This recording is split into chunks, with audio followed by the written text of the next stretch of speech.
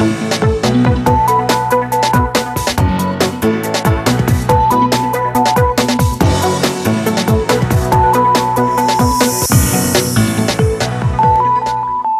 back to Businessline with Aarti Krishnan and myself, Rajiv Lulla. Aarti is the head of the Research Bureau of the Businessline newspaper and has been with us on this discussion on mutual funds for 3 weeks now.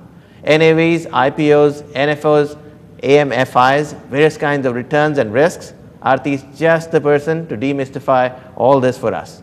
Right, Aarti? Sure, Rajiv. We'll give it a try. In fact, a lot of people are mystified by all these terms. That's right, well, including me. So let's dive in and then find out what are NAVs. So let's just start there. NAV as a term sounds very intimidating, but if you really break it up, it is net asset value.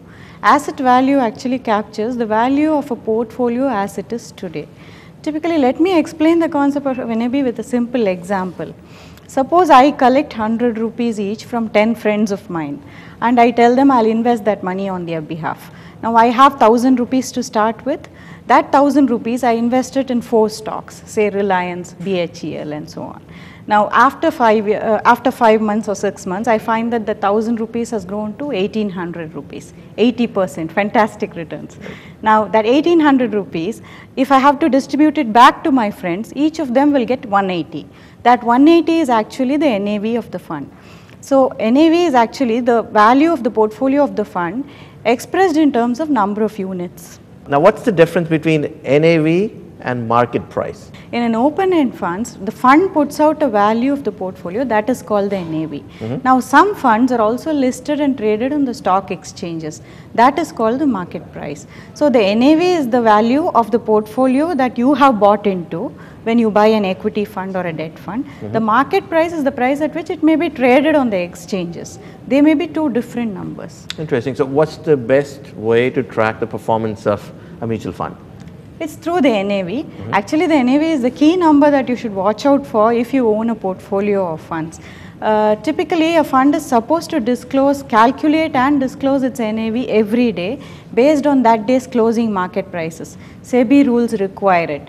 So an investor can basically look up the NAV every day and know how his fund is performing. All the transactions in the case of open-end funds are linked to the NAV.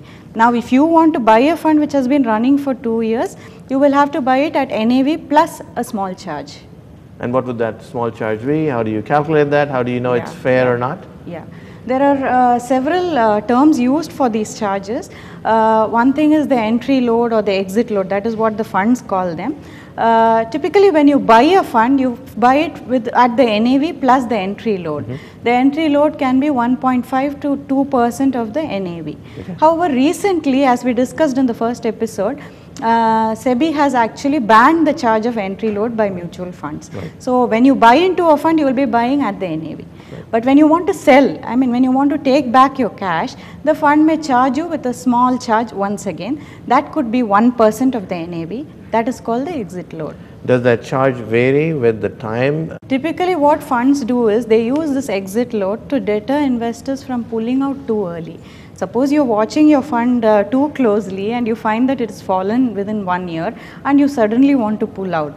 Now, if you pull out within 1 year, the fund may charge you a 1% exit load. Typically, funds do not charge exit loads for investments held for over 1 year.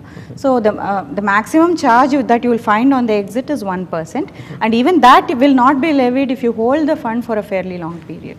Interesting. Let's look at comparing funds again. How is NAV important in helping me understand the fund's performance and comparing different investment vehicles? The NAV is an indication of how much the fund's portfolio has appreciated since inception. But you should not use it to gauge which fund is cheaper and which appears a better bargain. This is not like buying jewelry or where you simply look for the cheapest option and you feel that offers you a bargain. So Aarti, if I could ask you there, so if a fund is just starting out, most likely it will be at par value, which you just said is about 10 rupee. If it's been in the market for a while and it's appreciated, let's say over 5-10 years, most likely the price would be higher. So if somebody is looking for a cheaper mutual fund, they'll, being gullible, could go for a startup versus something that has established history of performance. That's what people in India typically do. In fact, they buy new fund offers because they are at 10 rupees, and there's this concept of par value that we all like so much. Even in the stock market, people like to buy low price stocks. So they apply the same thing to mutual funds, and typically they think if something is at 10 rupees, that's cheap, whereas something is at 15 rupees, that's costly. Now that kind of logic is not correct, because the new fund is being offered at 10 rupees just because it's not made a start on its investments. The fund manager is collecting money from you, and once he starts investing that, only then the NAV can start growing and reflecting the returns on the portfolio.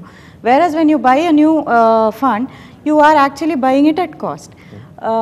If you buy an existing fund that would have been in operation for some time, the portfolio would have some gains that it is sitting on, and then you will have to enter at a higher NAV. But that doesn't make the second fund worse than the first fund. No. Right. So now we know what's the wrong way of pricing a fund. Help us understand a little bit about how to correctly price a mutual fund. So if I'm looking at buying some investment vehicles, a particular mutual fund, I know now that par price is probably not the one I should be looking for. What is the right price? Don't look at the NAV per se, look at how the fund has performed over the past 5 years.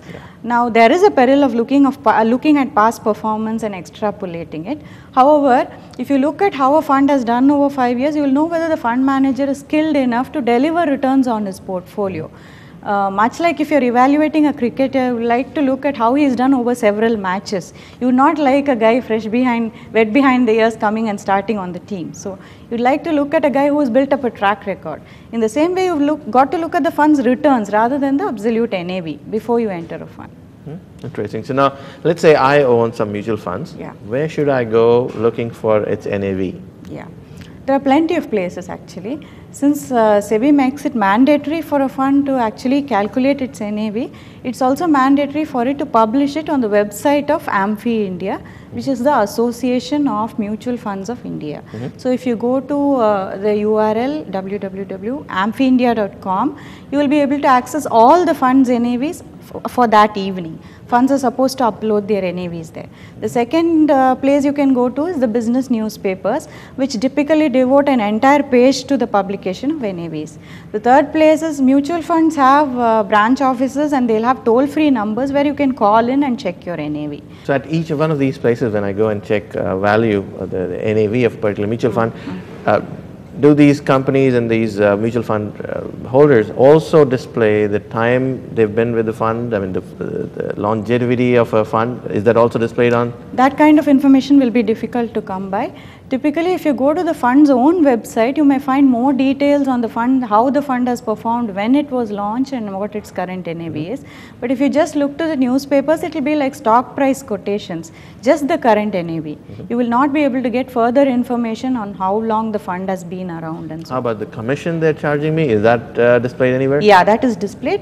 Typically, along with the NAV, you will have two columns called the sale price and the repurchase price. The sale price is the price at which the fund is prepared to sell units to you.